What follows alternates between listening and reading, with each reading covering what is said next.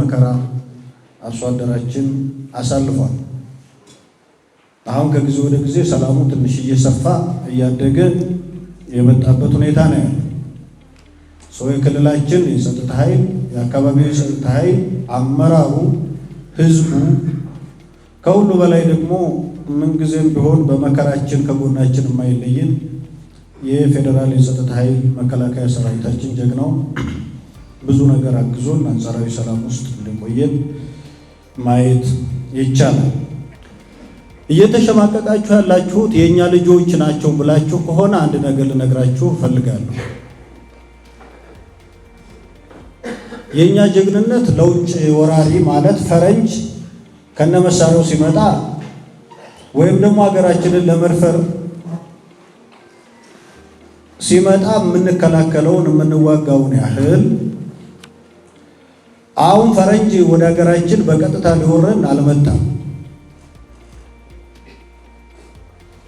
ወይም ደግሞ የውስጥ ባንዳ ባለው ሁኔታ መቼም እንትጥሶ ወደዚህ አልመጣም።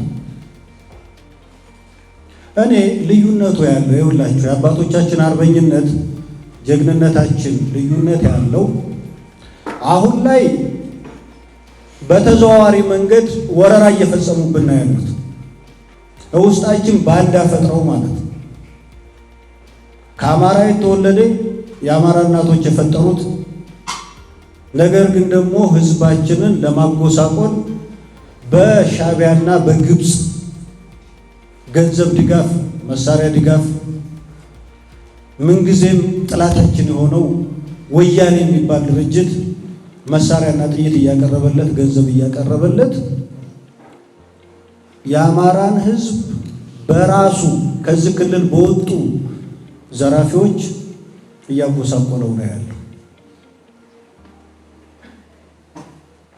እነዚህ ልጆች እንደ ወራሪ እና ባንዳ አድርገን ካልታገልናቸው በስተቀር የአማራ ክልልን ሰላም ማረጋገጥ አይቻልም።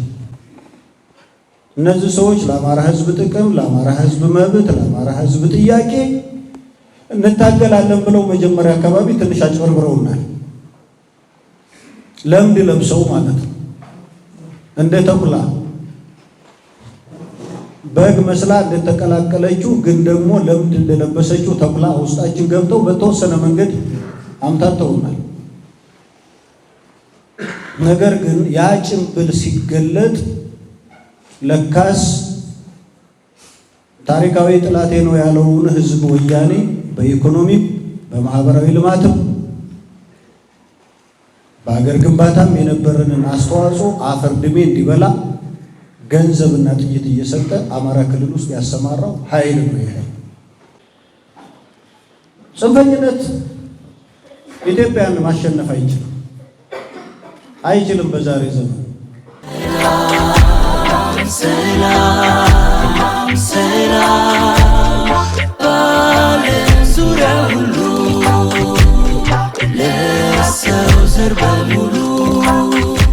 እየደገፋችሁ ያላችሁት መረጃ እየሰጣችሁ ያላችሁት የግፍ ግፍ እንደሆነ ልንግባባ ይገባል፣ ከሁሉ በፊት ማለት ነው። እና እባካችሁ አመራርም ሆናችሁ የጸጥታ አካልም ሆናችሁ ማህበረሰቡም ውስጥ ካላችሁ የአማራን ህዝብ ስቃይና መከራ አታስረዝሙበት። ይበቃዋል። ይሄ ህዝብ ከሚሸከመው በላይ መከራ እየተሸከመ ያለ ማህበረሰብ ልማትም እናልማ የሚጠቅመን እሱ ስለሆነ